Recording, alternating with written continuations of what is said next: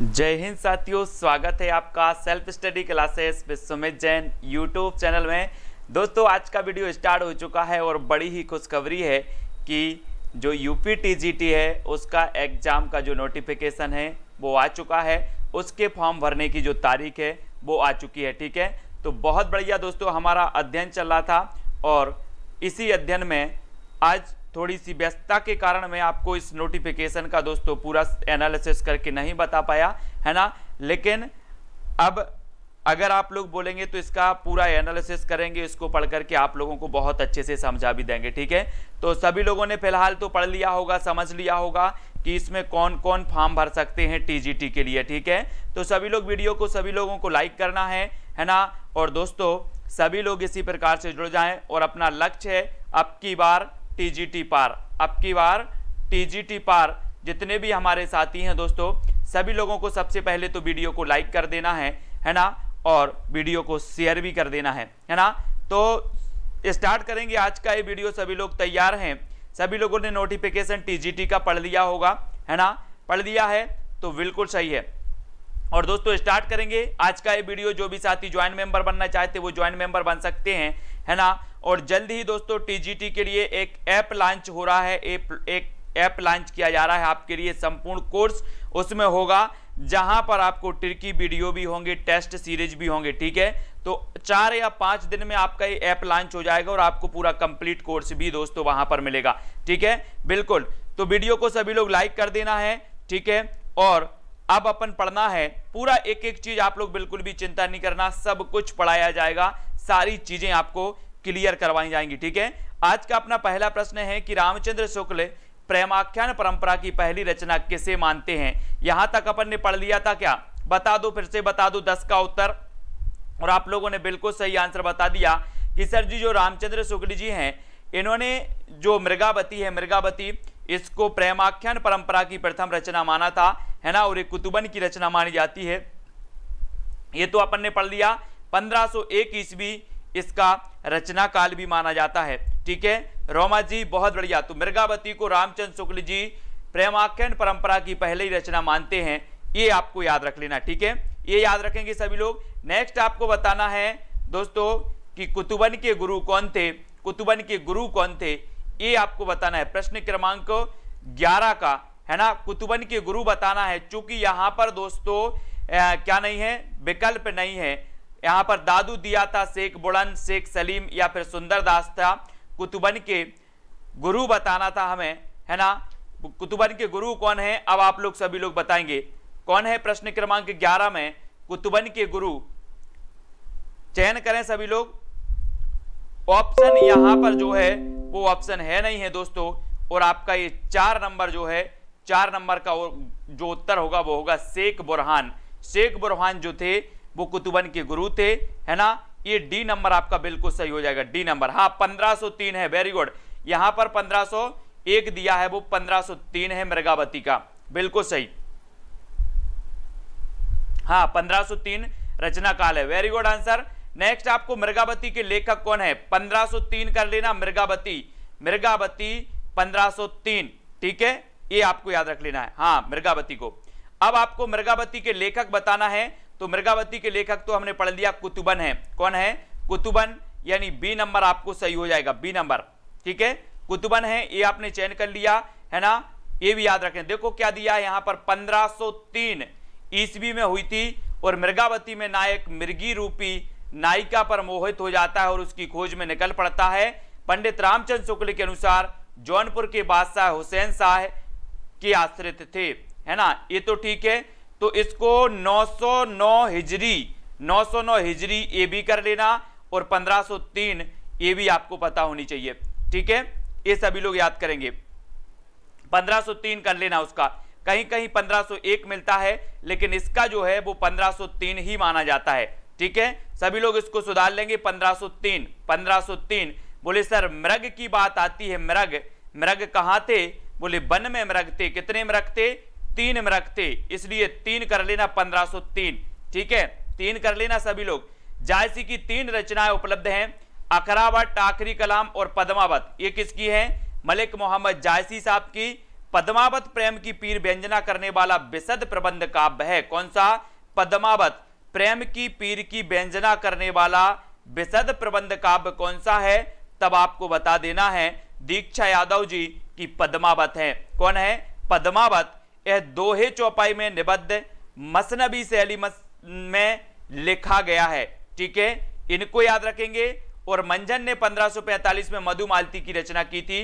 ये जायसी के परवर्ती थे। कौन?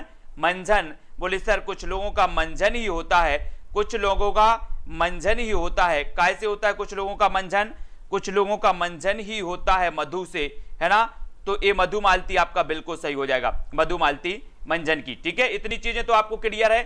थोड़ा सा आप लोग क्वालिटी को अच्छा कर लें, है ना। जिसको समझ में नहीं आ रहा है, जिसको दिख नहीं रहा क्लियर, वो थोड़ा सा क्वालिटी अपनी बढ़ा लें। अपने मोबाइल से अपनी क्वालिटी को थोड़ा सा बढ़ा लेंगे। ठीक है, और अगला क्वेश्चन आपको बताना है। अगला क्वेश्चन क्या है? कुतुबन की रचना कौन सी है? तो कुतुबन की तो एक कई बार पूछी गई है, मृगावती। तो मृगावती के लिए हमें तैयार रहना है। कुतुबन की रचना मृगावती। मुल्ला दाऊद की भाषा क्या है दोस्तों? मुल्ला दाऊद की भाषा क्या है? इनकी रचना मानी जाती है चंदायन। इनकी रचना मानी जाती है चंदायन। और मुल्ला दाऊद की भाषा क्या है, ये चीज हमें बतानी है। तो चयन करना है दोस्तों। अपना एक ऐप बन रहा है सेल्फ स्टडी क्लासेस का। ऐप 4-5 दिनों में ये लॉन्च हो जाएगा। उसमें पूरा का पूरा आपको कोर्स मिलेगा। काय का? टीजीटी का, पीजीटी का। ठीक है, सभी का मिलेगा। तो आप लोग सेल्फ स्टडी क्लासेस में आपको बताऊंगा कि आपको कब डाउनलोड कर लेना है वो ऐप, है ना। तो मुल्ला दाऊद की भाषा क्या है? पश्चिमी परंपरा से संप्रत शैली, साहित्यिक अवधि, पहाड़ी मिश्रित अवधि या फिर ठेठ अवधि। तो चयन करें जल्दी से। आपको मुल्ला दाऊद की भाषा क्या मानी जाती है? क्या मानी जाती है? असरत्ती जी बिल्कुल सही आंसर आया आपका। क्या मानी जाती है? ठेठ अवधि। ठेठ अवधि यानी कि आपका उत्तर हो जाएगा विकल्प number D. Monika ji D number सही होगा इसका। ठीक है, डी नंबर ठेठ अवधि। ठीक है, वेरी गुड, डी आपका सही होगा। फिर आपको यहां पर देखना है दोस्तों, क्या देखना है कि मुल्ला दाऊद की भाषा क्या है? ठेठ अवधि है। मुल्ला दाऊद की भाषा क्या है? ठेठ अवधि है। फास्ट तो नहीं हो रहा है, कमेंट में बता दो, फिर अपन स्लो स्लो पढ़ेंगे। थोड़ा फास्ट तो नहीं हो रहा है, जल्दी बताओ। मुल्ला दाऊद की काव्य कृतियों में बैसवाड़ी अवधि का प्रभाव स्पष्ट है। इनकी रचना में ठेठ, पूर्वी अवधि एवं अपभ्रंश का प्रयोग अधिक है। मुल्ला दाऊद अवधि के प्रथम कवि हैं और मुल्ला दाऊद ने सन 1379 में चंदायन की रचना, सूफी काव्य जो रचना है, सूफी काव्य की रचना है, इसकी रचना की थी। चंदायन को मुल्ला दाऊद ने प्रेम कथात्मक काव्य माना है। अगर आपसे पूछा जाए कि चंदायन जिसकी रचना 1379 ईस्वी में हुई थी, इसको आपको बताना है कि मुल्ला दाऊद ने क्या माना है, तो प्रेम कथात्मक काव्य इन्होंने बनाया। और यह प्रेम गाथात्मक काव्य पूरी तरह से चंदायन की रचना योजना से भिन्न सूफी काव्य परंपरा का ग्रंथ बन जाता है। तो आपको कितना याद रख लेना है? क्या याद रख लेना है कि 1379। ठीक है, इसको याद रखेंगे। हाँ, स्लो करें थोड़ा सा, बिल्कुल सही है। इनमें से जायसी की कौन सी रचना नहीं है? अब नहीं है आपको बताना है कौन सी नहीं है। आखिरी कलाम, अखरावट, चित्रावली या फिर पद्मावत। जायसी की रचना कौन सी नहीं है, आपको चयन करना है। तब आपका उत्तर क्या हो जाएगा? उत्तर बताएंगे सभी लोग। जायसी, मलिक मोहम्मद जायसी साहब हैं, है ना। पद्मावत इनका अवधी भाषा में सूफी काव्य धारा का श्रेष्ठ महाकाव्य, प्रथम प्रमाणिक महाकाव्य, 57 इसमें खंड माने जाते हैं, 2 भागों में प्रकाशित है। ये भी आपको याद रख लेना है। कौन सा? पद्मावत। और जायसी की कौन सी रचना नहीं है? तो हमने पढ़ा कि सर आखिरी कलाम, पद्मावत और अखरावट ये तो हैं, लेकिन चित्रावली नहीं है। ये चित्रावली किसकी है? तो ये रचना मानी जाती है उस्मान की। किसकी है? चित्रावली उस्मान की है। बोले सर उसका चित्र अच्छा है, उसका चित्र अच्छा है, तो उससे हो जाएगा उस्मान और चित्र से हो जाएगा चित्रावली। तो उसका चित्र अच्छा है, ये याद रखना है। कौन सी रचना जायसी कृत नहीं है, ये कई बार पूछा गया। तो देखो यहां पर मधुमालती दे दिया गया, ये मंझन की मधुमालती है। अखरावट जायसी की, पद्मावत जायसी की, आखिरी कलाम ये भी जायसी की रचना है। ठीक है, ये भी आपको याद रख लेना है ना। अर्चना जी, मधुमालती के रचनाकार कौन है?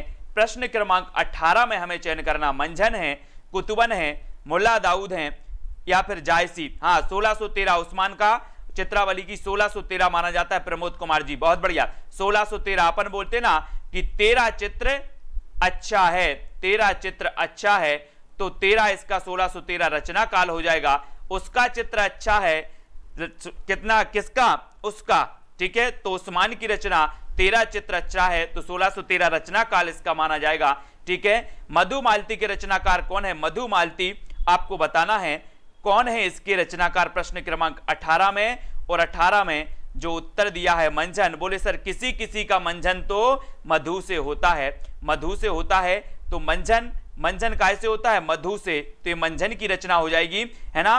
और मधुमालती 1545 ईस्वी की रचना काल मंझन है। इसमें अवधी भाषा एवं दोहा चौपाई का प्रयोग हुआ और नायक नायिका के प्रथम दर्शन जन्य प्रेम के साथ साथ पूर्व जन्य प्रणय संस्कारों की महत्ता इसमें दिखाई देती है, ठीक है। तो सभी लोग लाइक जरूर ठोक देना दोस्तों। और सूफी काव्यधारा की रचनाएं मैंने बिल्कुल व्यवस्थित होके आपको एक एक रचनाएं बिल्कुल क्रमबद्ध बताई हैं। आप सर्च कर लेना जरा, सेल्फ स्टडी क्लासेस सूफी काव्यधारा, आपको पूरा वीडियो मिलेगा, विथ ट्रिक के मिलेगा और विथ सन और क्रमबद्ध मिलेगा, ठीक है। तो आप लोग सर्च कर लेना, जिसको नहीं मिली हो, पूरी चीज मैंने सूफी काव्यधारा की आपको बताई है। मधुमालती की रचना किसने की? ये तो कई बार पूछा गया क्वेश्चन है दोस्तों, मधुमालती, है ना। सूफी मत में वर्णित साधक की 4 अवस्थाओं शरीयत, तरीकत, मरीफत, हकीकत की भारतीय भक्ति मार्ग के साथ सही क्रम में संगति कीजिए। 20 का अंतर जल्दी से बताना है।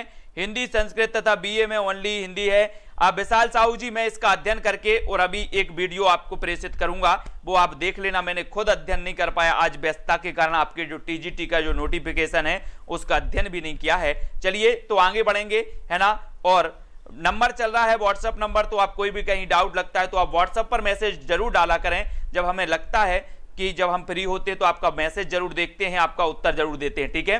तो सूफी मत में वर्णित साधक की 4 अवस्थाओं शरीयत, तरीकत, मारिफत, हकीकत की भारतीय भक्ति मार्ग में इसका क्या माना जाता है? और 20 का आंसर आपका आचरण, तरीकत मतलब आचरण। बोले सर आचरण तरीका का होने चाहिए, आचरण कैसा होने चाहिए? तरीका का। अपन बोलते ना कि जैसे अपने घर में कोई यार बच्चे अच्छे होते, तरीका से बैठो, बोलते तरीका से बैठो, तरीका से आचरण करो। तो तरीका से क्या होने चाहिए? आचरण होना चाहिए। मारिफत, मारिफत यानी उपासना, मारिफत मतलब उपासना। और हकीकत यही है सिद्धावस्था, सिद्ध की अवस्था ही हकीकत है।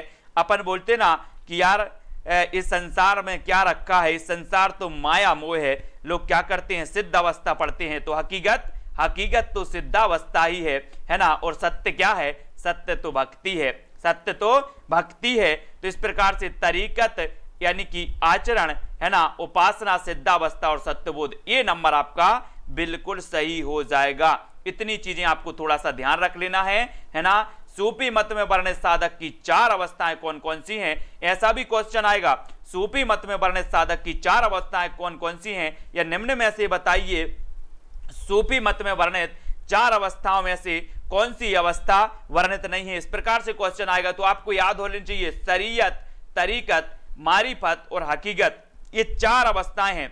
ये 4 अवस्थाएं हैं जिनको आपको क्या करना है?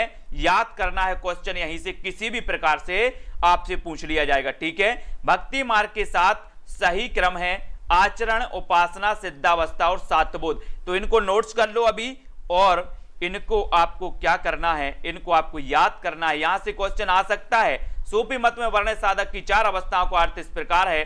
शरीयत यानी कि इसमें साधक को कर्म कांड का अनुसरण करना होता है। तरीकत यानी कि इसमें साधक उपासना में लीन है ना। मारिफत यानी कि इसमें साधक आरिफ बन जाता है। और हकीकत यानी कि इसमें साधक को परम तत्व की उपलब्धि हो जाती है, ठीक है। ये चीजें आपको याद करना है, ये सभी लोग याद करेंगे, ठीक है। तो हाँ बिल्कुल सही बोल रहे हैं आप लोग कि इसमें जो होगा वो क्या हो जाएगा? शरीयत मतलब आचरण, है ना। शरीयत मतलब आचरण, और मरीफत मतलब उपासना, सद्बोध और सिद्धावस्था। बिल्कुल सही आंसर। इसका आंसर सी होगा दोस्तों। इसको सभी लोग सुधार लेना, है ना, क्योंकि शरीयत, तरीकत, मारिफत और हकीकत, हकीकत बाद में आता है सिद्धावस्था। हकीकत क्या है? सिद्धावस्था। सी नंबर ही सही होगा। इसको 1-8 को आचरण, उपासना, सत्यबोध और सिद्धावस्था। सी नंबर सभी लोग सही कर लेंगे, इसमें सी नंबर में टिक करो, है ना। सबसे पहले आचरण करना पड़ता है, फिर उपासना करो, फिर सत्य का बोध होता है और फिर सिद्धावस्था को पहुंचते। हम कहते ना कि भगवान बुद्ध को ज्ञान हुआ है, भगवान बुद्ध को ज्ञान हो गया, यानी कि सत्य का बोध हो गया, फिर वो सिद्धावस्था को चले जाते हैं। ऐसे महावीर भगवान हम पढ़ते ना, तो ये आपका सी नंबर सही होगा। सी आप लोग करेक्ट कर लेना इसको। साधना की 4 अवस्थाओं शरीयत, तरीकत, मारिफत और हकीकत का संबंध है तो किससे है? ज्ञान मार्गी साधना से, इस्लाम धर्म साधना से, सूफी साधना से या रीति मुक्त काव्य से। 21 का आपको चयन करना है। क्या हो जाएगा 21 का सही आंसर? सभी लोग बताएंगे कि साधना की 4 अवस्थाओं शरीयत, तरीकत, मारिफत और हकीकत का संबंध किससे है? किससे है? 21 का आंसर है ना नैन्सी जी, अरविंद सिंह जी, उत्तर आपका जो होगा वो हो जाएगा सूफी साधना से। किससे है? सूफी साधना से, है ना। साधना की 4 अवस्थाओं का संबंध सूफी साधना से है। यशरत्ती जी, बी नंबर आपका बिल्कुल सही होगा, सूफी साधना से। ठीक है, करेक्ट कर लिया आप लोगों ने।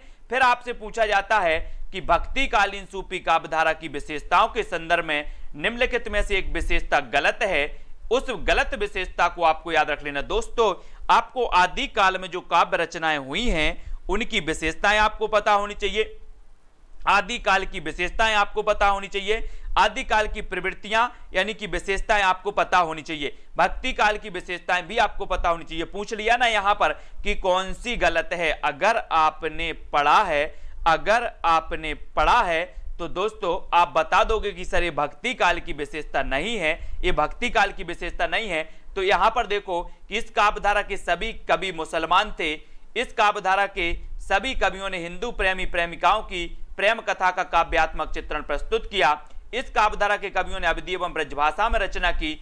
इस काव्यधारा के कवियों ने सिर्फ प्रबंध काव्य ही लिखे। तो इसमें नहीं है पूछा है, तो कौन सा नहीं है? इस काव्यधारा के सभी कवि मुसलमान थे। यहां पर स्टार लगा दिया गया। अब देखो कैसे, क्योंकि यहां पर एक से ज्यादा विशेषताएं गलत हैं, है ना। इस काव्यधारा के सभी कवि मुसलमान थे, ये भी गलत है। ठीक है, इस काव्यधारा के कवियों ने, यहां पर हम देखते हैं यहां पर किस प्रकार से यहां पर इसका तर्क दिया गया है। उसमें देखो, सूफी संतों को इस्माल प्रचारक कहा जाता है, उन्हें केवल इस्लाम का प्रचारक कहना ठीक नहीं है। तो ये पहले वाली भी विशेषता गलत है। जबकि वे लोग अत्यंत उदार दृष्टिकोण संत लोग थे, उनसे प्रभावित होकर मुसलमान हो जाते थे। इस काव्यधारा के सभी कवि मुसलमान थे, है ना। सूफियों ने जिन प्रेम कहानियों की रचना की वे सब प्रबंध काव्य के अंतर्गत आती हैं, है ना। इस काव्यधारा के सभी कवियों ने हिंदू प्रेमिकाओं की प्रेम कथा का काव्यात्मक चित्रण प्रस्तुत किया है। इसमें प्रेम के वियोग पक्ष को ही अधिक महत्ता प्रदान की गई। इनकी भाषा अवधी है, किसी किसी कवि पर भोजपुरी और ब्रज भाषा का प्रभाव भी होता है।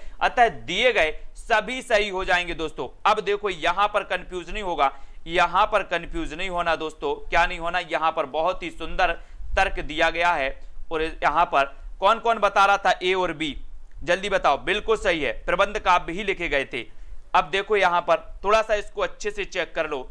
इस काव्यधारा के सभी कवि क्या थे? मुसलमान थे। तर्क दिया गया है कि मुसलमान नहीं थे, लेकिन जो इस काव्यधारा में आ जाते थे वो मुसलमान बन जाते थे। इस प्रकार से एक काव्यधारा थी कि इस काव्यधारा के सभी कवि मुसलमान थे। ठीक है, सही हो जाएगा विशेषता। इस काव्यधारा के सभी कवियों ने हिंदी प्रेमिकाओं की प्रेम कथा का काव्यात्मक चित्रण प्रस्तुत किया, ये भी सही हो गया। इस काव्यधारा के कवियों ने अवधी ब्रज भाषा में रचनाएं की, ये भी सही हो गया। और इस काव्यधारा के कवियों ने सिर्फ प्रबंध काव्य लिखे, ये भी हो गया। तो आपको ये नहीं बोलना आपके चारों विकल्प सही है ना। इस काव्यधारा के सभी कवि मुसलमान थे, ये भी सही है, ये भी सही है ना। ए बी और ए बी ये सभी सही है। यहां पर तर्क भी प्रस्तुत किया गया। निकिता जी, यहां पर तर्क क्या दिया गया है कि हाँ, इस्लाम के प्रचारक कहा जाता, उन्हें केवल इस्लाम का प्रचारक कहना ठीक नहीं है। जबकि वे लोग अत्यंत उदार दृष्टिकोण के संत थे, लोग उनसे प्रभावित होकर मुसलमान हो जाते थे, लोग उनसे प्रभावित होकर मुसलमान हो जाते थे। इस काव्यधारा के सभी कवि क्या थे? मुसलमान थे।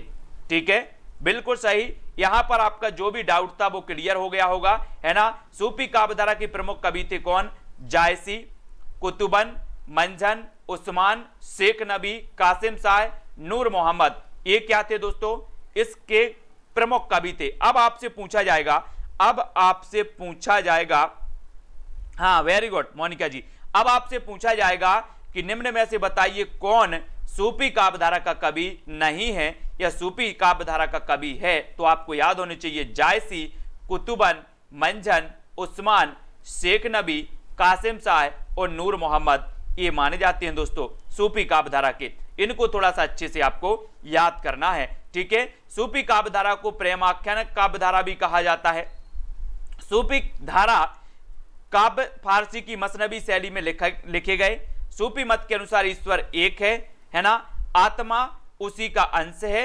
यद्यपि कवियों का ज्ञान स्वाध्याय द्वारा अर्जित ना होकर सुना सुनाया अधिक है। सूफी कवियों का मुख्य केंद्र क्या था? अवध। सूफी कवियों का मुख्य केंद्र क्या था? अवध। सूफी कवियों का मुख्य केंद्र था दोस्तों अवध। ये सभी को क्लियर है यहां तक? किसी को कोई डाउट तो नहीं अभी तक? अगर किसी को कोई डाउट हो तो वो अभी भी बता सकते हैं, व्हाट्सएप पर भी बता सकते हैं, कहीं भी आप अपनी स्वयं की पढ़ाई कर रहे हैं और उसमें भी कोई आपको डाउट लगता है तो आप उसकी फोटो खींचो, व्हाट्सएप पर प्रेषित करो कि सर इसमें मुझे डाउट लग रहा है। मैं जैसे ही फ्री हूंगा व्हाट्सएप चेक करूंगा और आपका जवाब जरूर दूंगा, ठीक है। तो कहीं भी आपको लगता है वो जरूर बताया करो। और जायसी किस धारा के कवि थे? एक आसान सा क्वेश्चन आपसे पूछा गया तो बोले सर ये प्रेमाख्यानिक काव्यधारा, जिसे प्रेमाश्रयी काव्यधारा भी कहा जाता है, सूफी काव्यधारा भी कहा जाता है, यानी बी नंबर आपका बिल्कुल सही होगा। बी नंबर आपका सही हो जाएगा, ठीक है। यहां पर आपको बताना है कि सूफी मुक्तक काव्य का प्रथम रचयिता इनमें से कौन सा कवि था? सूफी मुक्तक काव्य का प्रथम रचयिता इनमें से कौन सा कवि था? सूफी मुक्तक काव्य का। अब यहां पर थोड़ा सा आपको क्या करना है, यहां पर डाउट में नहीं लेना है। यहां पर उत्तर सही दिया है अमीर खुसरो, प्रथम रचयिता। प्रथम रचयिता कहा गया तो वो कौन थे? वो कौन थे? अमीर खुसरो। अमीर खुसरो यानी बी नंबर। यहां पर इसका देखो क्या कहा गया कि सूफियों ने विशेषतः तो प्रबंध काव्यों की रचना की, किंतु कभी कभी मुक्तक शैली पर कुछ रचनाएं लिखी हैं। मुक्तक शैली में लिखने वालों में अमीर खुसरो का नाम सबसे पहले आता है, तो इसको याद रख लेना। बहुत सारे लोग कुतुबन लगा देंगे, कोई मुल्ला दाऊद लगा देंगे, ठीक है, ये सभी लोग बताएंगे, ठीक है। चलिए, तो सूफी मुक्तक काव्य का प्रथम रचयिता कौन माना जाता है? तो वो माने जाते अमीर खुसरो साहब। मुक्तक की बात हो गई, मुक्तक लिखे इन्होंने, है ना, मुक्तक, ठीक है। तो आपका अमीर खुसरो बिल्कुल सही हो जाएगा। आज तो मैं इतना व्यस्त था कि मैं एनालिसिस नहीं कर पाया आपके काय का, आपका जो टीजीटी का नोटिफिकेशन आया है ना। तो मलिक मोहम्मद जायसी को जायसी कहा जाता है क्योंकि वे जायस गोत्र में पैदा हुए थे, जायस मत के मानने वाले थे, जायस नामक स्थान के निवासी थे, उपर्युक्त में से नहीं। ये क्वेश्चन कई बार पूछा गया 25 में। मलिक मोहम्मद जायसी को जायसी कहा जाता है क्योंकि वे क्या कर रहे थे? जायस गोत्र में पैदा हुए थे, जायस मत के मानने वाले थे, जायस नामक स्थान के निवासी थे, या उपर्युक्त में से कोई नहीं। क्या होगा सही उत्तर? ये जायसी साहब के बारे में आता है उत्तर, और वे जायस नामक स्थान के क्या थे? निवासी थे। और सी नंबर जायस आपका बिल्कुल सही हो जाएगा। जायस नाम के निवासी थे, है ना। ये जायसी के बारे में कहा जाता है, या इन्हें जायसी कहा जाता है इसलिए, ठीक है। तो सी आपका करेक्ट आंसर है नीरज जी, है ना। जो भी साथी पहले से अध्ययन कर रहे हैं उनका तो अध्ययन और भी बेस्ट होता जा रहा है ना। और जो साथी न्यू हैं वो जरा दोस्तों अच्छे से जरूर पढ़ना, ठीक है। अब आपको बताना मलिक मोहम्मद जायसी का वास्तविक नाम क्या था? मोहम्मद, ठीक है। मलिक इनका पूर्वजों में चला आया उपनाम था, जिसका फारसी भाषा में अर्थ होता है अमीर और बड़ा व्यापारी। अगर आपसे पूछा जाए कि मलिक मोहम्मद जायसी का वास्तविक नाम क्या था, आप बता दोगे सर मोहम्मद, है ना। मलिक इनका क्या था? उपनाम था। मलिक का अर्थ क्या होता है? अमीर या फिर बड़ा व्यापारी, जो मूलतः अरबी भाषा का शब्द है। और मलिक मोहम्मद जायसी का जन्म 900 हिजरी में यानी कि सन 1492 के लगभग हुआ माना जाता है। जैसा कि स्वयं उन्होंने लिखा है कि या अवतार मोर नबी सदी 30 बरस ऊपर कभी बदी, है ना। तो यहां पर सन दिया है, संबत और भी कुछ हो सकता है, ठीक है। तो इसको याद रख लेना, या अवतार मोर नबी बदी 30 बरस ऊपर कभी बदी, ये उन्होंने लिखा है। इसके बारे में, है ना। जायसी के जन्म स्थान के बारे में मतभेद है। जायसी उनका जन्म स्थान था या वह कहीं और से आकर जायस में बस गए थे। जायसी ने स्वयं कहा है कि जायस नगर मोर स्थानु, नगर को नवा आदि उद्यानु तहां देवस दस पहुंचे आऊं, या बैराग बहुत सुख पाए। ये जायस के बारे में उन्होंने खुद एक दोहा दिया है, ठीक है, ये उन्होंने दोहा दिया है, ये भी याद रखना है, ठीक है। जायस बालों और स्वयं जायसी के कथानुसार वह जायस के ही रहने वाले थे। पंडित सूर्यकांत शास्त्री ने लिखा है कि उनका जन्म जायस शहर के कंचाना मोहल्ला में हुआ था। डॉक्टर वासुदेव अग्रवाल के कथन से कि शोधानुसार जायसी का जन्म जायस नगर में हुआ था और वहीं पर उन्हें बैराग हो गया तथा सुख मिला। कुछ विद्वानों ने इनके जन्म स्थान को क्या बताया, गाजीपुर भी बताया है, ठीक है।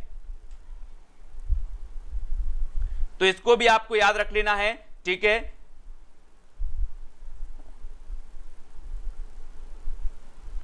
फिर यहां पर आपको बताना है कि मलिक मोहम्मद जायसी की प्रमुख रचनाएं कौन कौन सी है। देखो, अखरावट, पद्मावत, आखिरी कलाम, चित्ररेखा, कहरनामा और मसला, है ना, ये हैं। पद्मावत जायसी का प्रबंध काव्य जो शब्द, अर्थ और अलंकृत की 3 दृष्टियों से अनूठा है। जायसी का सर्वोत्कृष्ट ग्रंथ माना जाता है। आखिरी कलाम में कयामत का वर्णन है ना। इसमें कंफ्यूज नहीं होना सन वाले में, है ना। सन वाले में जो जायसी जी का सन दिया है दोस्तों, इनमें क्या होता है, अलग अलग बुक में अलग अलग सन दिए रहते हैं। क्या दिए रहते हैं, इस बुक में कुछ और मिलेगा, उस बुक में और कुछ मिलेगा, है ना। मुझे एक चीज बताई थी किसने, डॉक्टर विवेक शंकर जी ने। जब उनसे बात हुई तो उन्होंने कहा था कि सर सन की अगर बात करूं तो एक लेखिका थी, वो जीवित थी और उनके सन के बारे में, उनके जन्म के बारे में 2 जगह अलग अलग नाम मतलब सन पढ़ा था। तब मैंने उनको खुद फोन लगा कर पूछा कि आपका जन्म कब हुआ, तो उन्होंने बताया था कि मुझे खुद पता नहीं है, मुझे कुछ पता नहीं है, जहां जो लगे डालो, है ना, जहां अच्छा लगे, जो सुटेबल लगता है वो डाल दो, इस प्रकार से। तो अब एक बात बताओ कि जो व्यक्ति जिंदा था वो सही क्लियर नहीं कर पाया, और जिन व्यक्तियों के बारे में तो शोध किया गया, ढूंढा, इधर उधर खोजा गया, तो निश्चित ही विभिन्न पुस्तकों में अलग अलग प्रकार से इनका वर्णन मिलता है ना। और हम जब आपको कभी परिचय बताएंगे तो विभिन्न पुस्तकों का एक निचोड़ आपको बता देंगे, ठीक है। तो इसमें कंफ्यूज नहीं होना है, ठीक है। पद्मावत की विधा है तो कौन सी है, पद्मावत की विधा क्या मानी जाती है, 26 प्रबंध काव्य, खंड काव्य, मुक्तक काव्य या फिर महाकाव्य, कौन सी मानी जाती है, चयन करना है आपको। पद्मावत की विधा कौन सी मानी जाती है, चयन करें सभी लोग। और उत्तर आपका होगा प्रबंध काव्य। क्या हो जाएगा, प्रबंध काव्य। पद्मावत क्या है, प्रबंध काव्य है, महाकाव्य है, ठीक है। और ये प्रथम प्रमाणिक महाकाव्य भी माना जाता है, ठीक है, प्रथम प्रमाणिक महाकाव्य भी माना जाता है। कौन सा, पद्मावत। कहरनामा किसकी रचना है, कहरनामा किसकी रचना है, ये भी आपको बताना। मुल्ला दाऊद की, है ना, सूरजदास, कुतुबन या फिर जायसी, कहरनामा किसकी रचना मानी जाती है। 27 को आपको बताना है ना। उसका उत्तर क्या है, मैं आप लोगों से बोलता हूं कि आप लोग क्या करें, प्रमाणिक रचनाएं खरीदें, प्रमाणिक पुस्तकें खरीदें। प्रमाणिक पुस्तकों में जो काल दिया हो, सन दिया हो, वो ही माना जाता है। प्रमाणिक पुस्तकों में जो सन दिया होगा वो ही माना जाता है ना। तो प्रमाणिक पुस्तकें खरीदो, लोकल पुस्तकें मत खरीदो। लोकल में तो कुछ भी दिया रहता है ना। तो कहरनामा किसकी रचना है, तो एक कहरनामा भी किसकी मानी जाती है, जायसी की। जायसी यानी कि आपका उत्तर होगा डी नंबर, ठीक है, ये भी आपको बतानी है।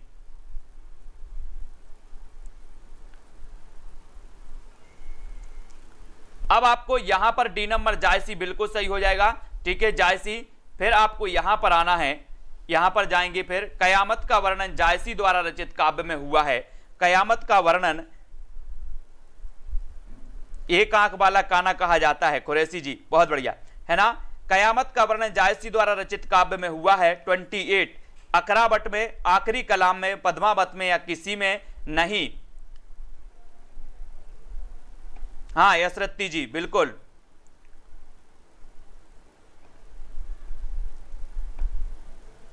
ट्वेंटी 28 का आपको बताना है, 28 का सभी लोग चयन करेंगे। मैंने बहुत सारी बुकें पढ़ी हैं दोस्तों, चाहे सरस्वती पांडे साहब की हो, चाहे ओमकार नाथ वर्मा की उपकार की हो, है ना, चाहे आपकी विवेक शंकर जी की, इसका भी अध्ययन चल रहा है। तो अलग अलग पुस्तकों में बहुत सारी चीजें मिलती हैं, है ना, बहुत सारा करेक्शन है। और आखिरी कलाम में मिलता है कयामत का वर्णन, कयामत का वर्णन आखिरी कलाम में। बी नंबर आपका सही होगा, ठीक है। अब आपको बताना मलिक मोहम्मद जायसी के प्रसिद्ध प्रबंध काव्य का नाम क्या है। ये घटना चक्र है दोस्तों, ओल्ड पेपर है। ओल्ड पेपर मतलब जो आपकी उसमें माना जाता है, काय में आपकी आंसर शीट में माना जाता है, वो उत्तर यहां पर दिया जाता है ना। जो आंसर शीट में माना जाता है ओल्ड पेपर से संबंधित हैं। जो प्रश्न टीजीटी, पीजीटी, डीएसएसबी, केबीएस में आए हुए प्रश्न हैं, उन प्रश्नों को आज हम पढ़ रहे हैं यहां पर। मलिक मोहम्मद जायसी के प्रसिद्ध प्रबंध काव्य का नाम क्या है, प्रबंध काव्य का। और प्रबंध काव्य का नाम तो आपको पता है कि ये पद्मावत है। ये पद्मावत भी कई बार पूछा गया है। अखरावट काव्य कृति ये भी जायसी की है। जायसी के सर्वोत्कृष्ट ग्रंथ का नाम भी क्या है, पद्मावत है। बिल्कुल सही है। अब पद्मावत एक क्या है, एक त्रासदी है, एक मुक्तक काव्य है, गेय काव्य है, या फिर आत्म वक्तव्य है, ये बताना है आपको। सुशील जी, सूरज जी, सविता जी, कल्पना जी, 33 का आंसर बताएं। पद्मावत एक क्या है, मुक्तक काव्य, एक त्रासदी, एक गेय काव्य, या फिर आत्म वक्तव्य, ये पूछा गया। तो पद्मावत बोला गया कि एक त्रासदी है। क्या है, त्रासदी, ठीक है। इसके बारे में तर्क देखो क्या दिया है। तर्क देखते हैं यहां पर कि मलिक मोहम्मद जायसी द्वारा पद्मावत की रचना 1540 ईस्वी में की गई। पद्मावत अवधी भाषा में लिखा गया। चूंकि पद्मावत एक प्रेमाख्यान प्रबंध काव्य है जिसमें चित्तौड़ के राजा रत्नसेन तथा सिंहल की राजकुमारी पद्मावती के विवाह विवेहेतर जीवन चित्रण मार्मिक रूप से हुआ है, इसलिए इसे एक त्रासदी माना जाता है। इसलिए इसे क्या माना जाता है, एक त्रासदी। तो त्रासदी लगा देना सब लोग, नहीं तो और कुछ लगा दो, मुक्तक या कुछ भी। त्रासदी नोट्स कर लो। पद्मावत को कौन सा माना जाता है, एक त्रासदी। पद्मावत क्या माना जाता है, एक त्रासदी। पद्मावत को एक रूपक काव्य भी माना जाता है। इसे खंडों में विभक्त किया गया। इसे नायक नायिकाओं प्रतीकों के रूप में इस प्रकार है। यहां पर देखो, यहां पर इसके नायक नायिका भी दिए हैं, यानी कि पात्र दिए हैं। तो इसे त्रासदी माना जाता है, ये तो क्लियर है। यहां पर देखो, इसकी पद्मावती ये बुद्धि या परमात्मा का प्रतीक है। ये क्वेश्चन यहां से बनते हैं, पद्मावत में पद्मावती किसका प्रतीक है, बुद्धि का, परमात्मा का प्रतीक है। चित्तौड़ शरीर का प्रतीक है। रत्नसेन मन का प्रतीक है, ठीक है। सिंघल द्वीप हृदय का प्रतीक है, ये भी याद रख लेना है, ठीक है। राघव चेतन शैतान का प्रतीक है। अलाउद्दीन माया का प्रतीक है। नागमती संसार का प्रतीक, और हीरा मनतोता गुरु का प्रतीक है। ये प्रतीक आप लोग याद करेंगे, इनको रटना है, ठीक है, इनको याद करना है। आपसे सीधा सा पूछा जाएगा कि पद्मावती में रत्नसेन किसका प्रतीक माना जाता है, किसका प्रतीक माना जाता है रत्नसेन, मन का प्रतीक। किसका माना जाता है, मन का। इसको नोट्स करना है, ये पूछे जाएंगे आपसे, इनको याद करना है। दोस्तों वो चीज आपको समझनी है, क्या पढ़ना है और क्या नहीं पढ़ना है, इतनी चीज आपको समझ में आनी चाहिए, नहीं तो पता चला कि आप कुछ भी पढ़ रहे हैं, है ना। इसलिए थोड़ा सा विवेक से समझ के, सब कुछ समझ के पढ़ना है बहुत अच्छे से। पद्मावत के रचयिता तो आपको पता ही है, ठीक है, जायसी साहब। और पद्मावत किस भाषा में लिखा गया, तो पद्मावत से विभिन्न प्रकार के क्वेश्चन पूछे जाते हैं, विभिन्न प्रकार के क्वेश्चन पद्मावत से पूछे जाते हैं। इसलिए पद्मावत का अध्ययन आपको बहुत अच्छे से करना है ना। पद्मावत का एक अलग से पेज बना लेना, अगर आप नोट्स बनाओ तो पद्मावत में आप लिखोगे इसका रचना काल क्या है, इसके लेखक कौन माने जाते हैं, ठीक है, और इसके दोस्तों कौन कौन क्या है, कितने खंड हैं, कितने भागों में ये प्रकाशित है, ठीक है, किस प्रकार से। तो पद्मावत के बारे में बहुत अच्छे से पढ़ना है, बहुत क्वेश्चन पूछे जाते हैं इसमें, ठीक है। पद्मावत किस भाषा में लिखा गया, तो ये अवधी भाषा में लिखा गया। ये नंबर आपका सही हो जाएगा, ठीक है, ए नंबर। पद्मावत किस भाषा में लिखा गया, ये भी कई बार पूछा गया। यहां पर पूछ लिया गया टीजीटी 2011 में, यहां नवोदय विद्यालय में पूछ लिया गया, मतलब बहुत इंपॉर्टेंट है। पद्मावत के अनुच्छेदों का नाम क्या है, अनुच्छेदों का नाम क्या है, ये बहुत ही बढ़िया और इंटरेस्टेड प्रश्न है, आईएमपी प्रश्न है ना, जो कम लोगों पे बनेगा ये क्वेश्चन, है ना। तो आपको बताना है पद्मावत के अनुच्छेदों का नाम क्या है, सर्ग, कांड, खंड या फिर अंक। क्या है साथियों 37 में, सभी लोग बताएंगे और बोले सर इसे छंद की बात करें तो पद्मावत के अनुच्छेदों का जो नाम है वो नाम है खंड, है ना। और कितने खंड हैं इसमें? 57 खंड हैं और 2 भागों में ये प्रकाशित है, ये भी याद रख लेना। खंड कितने हैं? 57, ये भी याद रखेंगे। ठीक है, पद्मावत के बारे में, पद्मावत को अच्छे से पढ़ना है, एग्जाम कोई भी हो पद्मावत से पूछा ही जाता है। ठीक है, पद्मसेन में रत्नसेन किसका प्रतीक है? देखो आ गया ना क्वेश्चन, नवोदय विद्यालय प्रवक्ता परीक्षा 2014 में पूछा गया कि पद्मावत में रत्नसेन किसका प्रतीक है? किसका प्रतीक है दोस्तों? रत्नसेन। रत्नसेन बताना है, रत्नसेन बताना है यहां पर 38 का आंसर सभी लोग बताएंगे। ठीक है, तो ये रत्नसेन याद रखेंगे, मन का प्रतीक है। रत्नसेन काय का प्रतीक है? मन का। मन का यानी ए नंबर 38 में ए नंबर आप लगा देना, बिल्कुल सही है राजेश मौर्य जी, है ना। पद्मावत में जो रत्नसेन है वो काय का प्रतीक है? रत्न। हमारा मन कैसा है, कैसे याद रखोगे? हमारा मन तो बोले सर रत्न है, रत्न, है ना। हमारा मन तो रत्न है, अब जिस पर आ जाए। ठीक है, तो याद रख लेना ये हमारा मन क्या है? रत्न है। तो रत्नसेन किसका प्रतीक होगा? मन का होगा। किस किस का मन रत्न है? जल्दी से कमेंट में लिख दो, सभी लोग बताएंगे कि सर मेरा मन रत्न है। कभी टीजीटी एग्जाम पर टिक जाता है, पल में दिल्ली पहुंच जाता है, पल में यूपी, पल में एमपी पहुंच जाता है, पल में सर की क्लास में भी लग जाता है। हमारा मन तो रत्न है, रत्न। तो रत्नसेन मन का प्रतीक है। पद्मावती में पद्मनी प्रतीक है, किसका प्रतीक है? पद्मिनी बता दो, साधक का, परम सत्ता का, शैतान या प्रकृति का, यानी कि 39 का बताना। ये पूरे प्रतीक भी याद करवा दूंगा आपको ट्रिक से, कभी नहीं भूल पाओगे, है ना।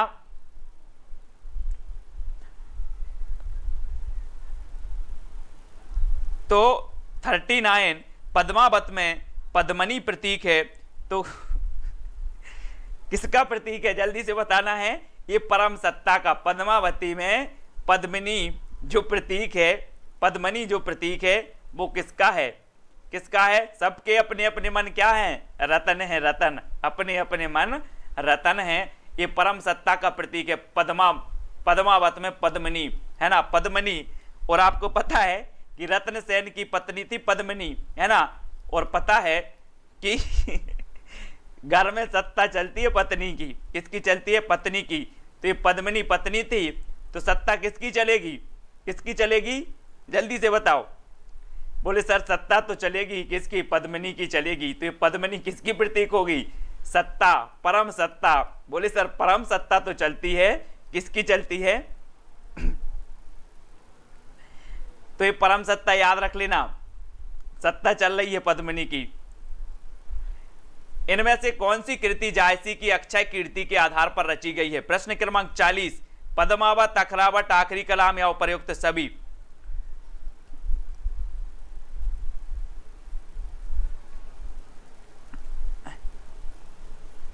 उनको खंडों में विभाजित किया जाता, मतलब सर्ग या खंड, अगर उसको कहें अपन कि इसे अगर और कुछ बोले तो सर्ग बोल सकते हैं, लेकिन खंड बोलते हैं, खंड, खंड बोलते हैं मयंक जी, है ना। खंड याद कर लेना, है ना।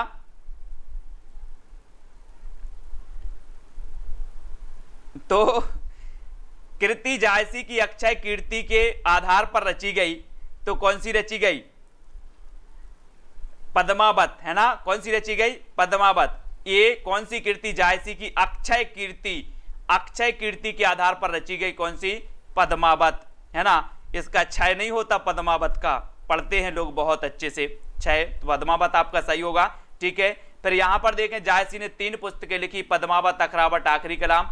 अखरावत में वर्णमाला के एक एक अक्षर को लेकर सिद्धांत संबंधी तत्वों से भरी चौपाइयां कही गई हैं। मोस्ट इंपॉर्टेंट, नोट्स करो जल्दी। वर्णमाला के एक एक अक्षर को लेकर के अखरावत में, अखरावत मतलब अक्षर बोलते हैं ना अपन, अक्षरावत, अक्षरा या अखरा। ठीक है, इस पुस्तक में ईश्वर, सृष्टि, जीव, ईश्वर, प्रेम आदि विषयों पर विचार प्रकट किए गए। आखिरी कलाम में कयामत का वर्णन है। यह क्वेश्चन कई बार आया है, किसमें कयामत का वर्णन है? ठीक है, यह भी आपको याद रख लेना है। कयामत का अक्षय कीर्ति का आधार है कौन? पद्मावत। हंसते रहो सोनू सिंह जी, है ना। अक्षय कीर्ति का आधार क्या है? पद्मावत, जिसके पढ़ने से प्रकट हो जाता है कि जायसी का हृदय कैसा कोमल और प्रेम की पीर से भरा हुआ था। जब आप मस्ती से पढ़ोगे तो जितना पढ़ाऊंगा उससे ज्यादा भी याद हो जाएगा। ठीक है, याद करना है। यहां से 3 क्वेश्चन आपके बनेंगे। अकरावट में वर्णमाला से संबंधित है ना, और आखिरी कलाम में कयामत का वर्णन है। ठीक है, और पद्मावत जिसके पढ़ने से प्रकट हो जाता है कि जायसी का हृदय कैसा कोमल और प्रेम की पीर से भरा हुआ था, इसको पढ़ना है। ठीक है, पद्मावत को समासोक्ति किसने कहा? समासोक्ति बताना है, समासोक्ति किसने कहा है? बोले सर सबकी चिंता थी, किसे थी? पद्मावत ए है, बिहारी जी ए हैं, आदिकाल में ये पुस्तक ये है वो है, सब कुछ किसने कहा है सबसे ज्यादा? पद्मावत को भी समासोक्ति कहा है। तो किसने कहा है? किसने कहा दोस्तों? रामचंद्र शुक्ल जी ने, रामचंद्र शुक्ल जी ने, यानी बी नंबर आपका बिल्कुल सही हो जाएगा। रामचंद्र शुक्ल जी पद्मावत को समासोक्ति कहा है शुक्ल जी ने, बी आपका बिल्कुल राइट होगा, बी नंबर। ठीक है, आचार्य रामचंद्र शुक्ल के अनुसार पद्मावत का प्रेम लौकिक तथा कथा समासोक्ति है। यह भी कहना ठीक ही है कि पद्मावत का पूर्व राग असंगत, कारण ना वह रूप दर्शन जन्म है और ना ही साहचर्य जन्म है ना। तो इनको याद रख लेंगे, समासोक्ति कहा है आचार्य शुक्ल ने, इसको याद कर लेना। बी नंबर आपका बिल्कुल सही हो जाएगा, बी नंबर जिसका भी है सही होगा। ठीक है, अब दोस्तों एक चीज बताना, जितने भी साथी देख रहे हैं, अब जब आप पढ़ाई करोगे तो हंस के पढ़ाई करना है, ये नहीं सोचना हिंदी कठिन है। हिंदी बिल्कुल भी कठिन नहीं, हिंदी साहित्य जिसको कठिन लगे बता देना आपको कैसे पढ़ना है, हंस हंस के पढ़ना, हिंदी साहित्य रट जाएगा, याद हो जाएगा, और मनहूस होके पढ़ोगे तो कभी नहीं रटेगा, है ना। सीरियस होके नहीं पढ़ना है, बिल्कुल हंस हंस के पढ़ना है हिंदी साहित्य को। ठीक है, इतनी चीजें आपको ध्यान रखना। बढ़िया है, साहित्य जैसा मजा कुछ में नहीं है साइयों। आप सौभाग्यशाली हैं कि आप साहित्य पढ़ रहे हैं। छार उठाए लीन एक मुट्ठी, दीन उड़ाई पृथ्वी झूठी, यह पंक्ति किस ग्रंथ से ली गई है? 42 का उत्तर, 42 का उत्तर आपको चयन करना है। छार उठाए लीन एक मुट्ठी, दीन उड़ाई पृथ्वी झूठी, इसका उत्तर क्या? ये पंक्ति कहां से ली गई है? कहां से ली गई? उत्तर हो जाएगा आपका पद्मावत से। कहां से ली गई? पद्मावत, यानी ए नंबर आपका सही होगा। छार उठाए लीन एक मुट्ठी, दीन उड़ाई पृथ्वी झूठी। ठीक है, तो एक नंबर आपका बिल्कुल सही है। ठीक है, उपर्युक्त पंक्ति मलिक मोहम्मद जायसी कृत पद्मावत से ली गई है।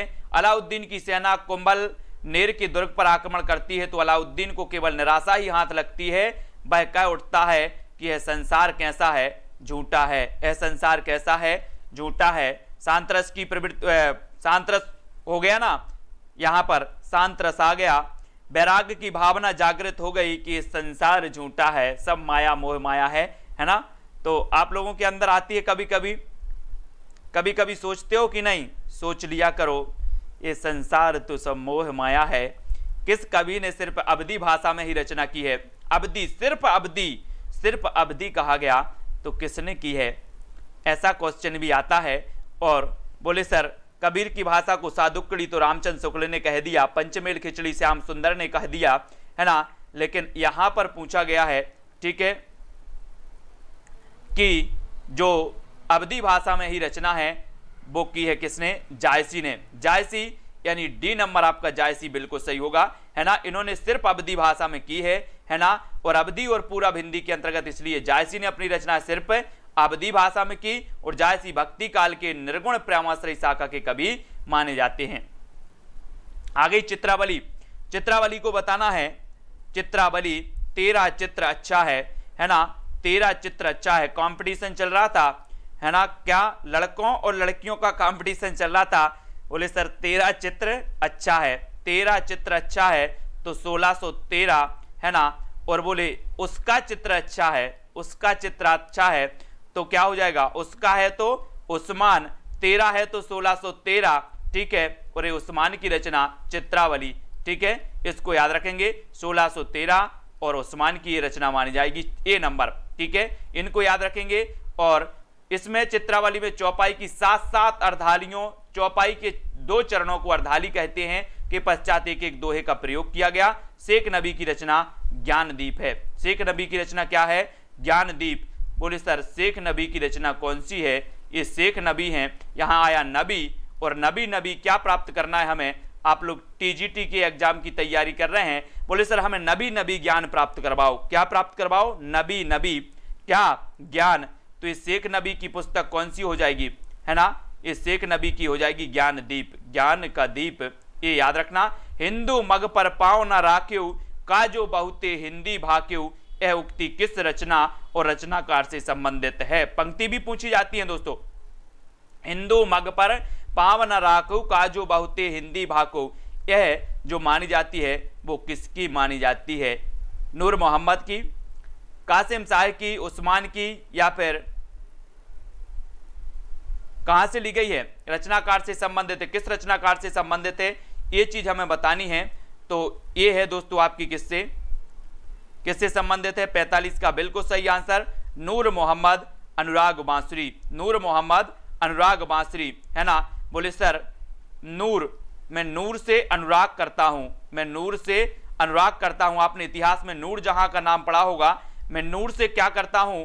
अनुराग। तो यहां पर आया नूर मोहम्मद और यहां पर अनुराग बांसुरी। तो आपसे पूछा जाएगा अनुराग बांसुरी किसकी रचना है, तो आप बता देना कि मैं अनुराग करता हूं नूर से, मैं अनुराग करता हूं नूर से। तो नूर मोहम्मद की रचना अनुराग बांसुरी, ठीक है, इसको याद रख लेना। इंद्रावती भी इन्हीं की है, इनको याद करना है, इनको रट लेना है, ठीक है। तो दोस्तों सभी लोग वीडियो को लाइक जरूर कर देना है, ठीक है। यहां पर देखते हैं थोड़ा सा और है, फिर उसके बाद आ जाएगा नूर मोहम्मद दिल्ली के बादशाह मोहम्मद शाह के समकालीन थे। अगर आपसे पूछा जाए कि नूर मोहम्मद किसके समकालीन थे? मोहम्मद शाह के समकालीन थे और सबरहद नामक स्थान के रहने वाले थे, जो जौनपुर आजमगढ़ की सरहद पर है। इन्होंने 1157 हिजरी संबत 1801 में इंद्रावती नामक एक सुंदर आख्यान काव्य लिखा, जिसमें कालिंजर के राजकुमार और आगमपुर की राजकुमारी इंद्रावती की प्रेम कहानी है, ठीक है। इंद्रावती की रचना करने वाले शायद नूर मोहम्मद को उस समय पर यह उपालंब सुनने को मिलता था कि मुसलमान होकर हिंदी भाषा की रचना क्यों की है। इसी से अनुराग बांसुरी के आरंभ में इन्होंने यह सफाई देने की जरूरत पड़ी कि हिंदू मग पर पाँव न राख्यूं काजो बहुते हिंदू भाकू। ये नूर मोहम्मद ने कहा था। इन्हें क्या दिया जाता था? ताने दिया जाता था कि मुसलमान कवि होकर हिंदी भाषा की रचना क्यों की।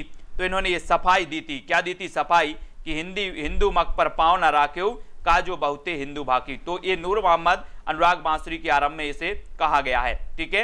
ये भी याद रखेंगे। नूर मोहम्मद फारसी के अच्छे आलिम थे।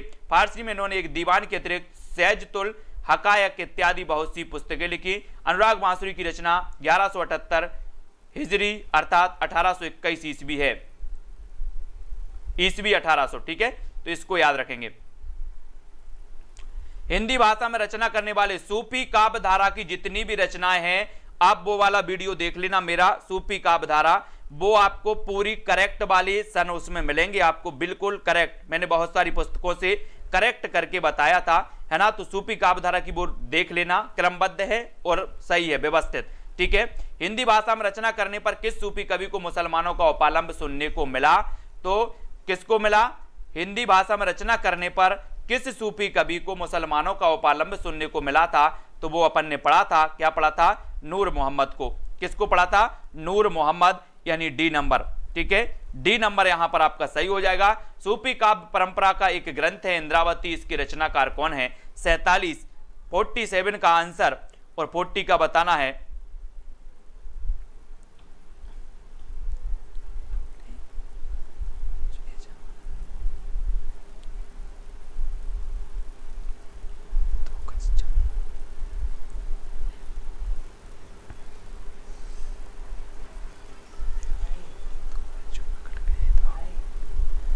इंद्रावती इसके रचनाकार हैं तो नूर मोहम्मद, है ना। डी नंबर आपका बिल्कुल सही होगा।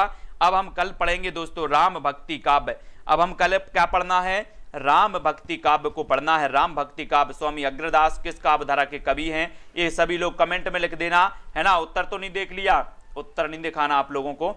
तो राम भक्ति काव्य को अपन कल पढ़ेंगे। यहां तक आपको कोई डाउट हो तो वो बता देना, है ना। डाउट भी क्लियर करते जाना है दोस्तों। अगर किसी को कोई डाउट लगता है यहां तक जो अपन ने पढ़ा है सूफी काव्य धारा तक, किसी को कोई डाउट हो, नीलिमा राव, है ना, विनीता मौर्य जी, सभी लोग वीडियो को लाइक जरूर कर देना और ललिता मोहन, नीलम जी, हिंदू जी, राजेश, सुशील जी। और जल्दी अपना ऐप लॉन्च होने वाला है सेल्फ स्टडी क्लासेस। तो दोस्तों मैं बता दूंगा, वो ऐप आप लोग डाउनलोड कर लेंगे और वहां पर आपको फुल कोर्स मिलेगा हिंदी साहित्य का। हिंदी साहित्य को मजेदार तरीके से ट्रिक से पढ़ेंगे, एक एक टॉपिक को ट्रिक से पढ़ाएंगे, जब आपको याद हो जाएगा, है ना। सुनीता जी, राज त्रिपाठी, रोमा जी, लेट्स, पुष्पलता जी, मीनाक्षी, कमला ठाकुर जी, अक्षय, अरविंद जी, राज त्रिपाठी, मिनी जी, आशु जी, सोनू सिंह जी, ठीक है, निरंजन, दारसू, सिका, सुमन जी। और ये नंबर चल रहा है तो व्हाट्सअप नंबर टीजीटी पीजीटी का व्हाट्सअप ग्रुप भी बन गया है। टीजीटी पीजीटी का व्हाट्सअप ग्रुप बन गया है। तो नीचे जो नंबर चल रहा है उस लाइन में नंबर से आप मैसेज करेंगे, आपको ग्रुप की लिंक दे दी जाएगी, है ना। तो कुलदीप जी, रीना, राज ठाकुर, कल्पना जी, अनीता जी, आरती सिंह जी, ठीक है, और पुष्पलता, रोमा जी, ठीक है, सोनू, बहुत बढ़िया, लालदास जी, सभी को धन्यवाद दोस्तों।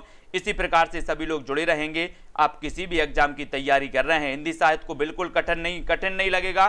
जिसको रचनाएं नहीं होती टेंशन छोड़ दो, है ना। जिसको याद नहीं होता वो बिल्कुल भी टेंशन छोड़ देना, हिंदी साहित्य वाले सबको याद हो जाएगा। सिर्फ लगातार आपको वीडियो देखते रहना है, हमसे जुड़े रहना है। तो आपको कुछ नहीं करना है, सिर्फ आपको बैठना है घर पर और वीडियो देखना है, कमेंट करना है, मस्ती से पढ़ना है, ठीक है। सारी चीजें याद हो जाएंगी, सारी चीजें अपन याद करेंगे। सभी लोग साथियों वीडियो को लाइक कर देना और शेयर भी आपको कर देना है, ठीक है। रितु क्वीन जी, यस रत्ती साहब जी, रोमा, जस कौर, अखिलेश जी मौर्य, ठीक है, और संजीता ठाकुर जी, जैस कौर, रीना जी, कुरैशी जी, सभी को धन्यवाद दोस्तों। सभी लोगों को वीडियो को लाइक और अपने मित्रों तक शेयर करना है। अपनी ये क्लास यथावत चलेगी, अपनी 9 बजे वाली क्लास तो यथावत चलेगी, हमेशा चलेगी, ठीक है, ठीक है।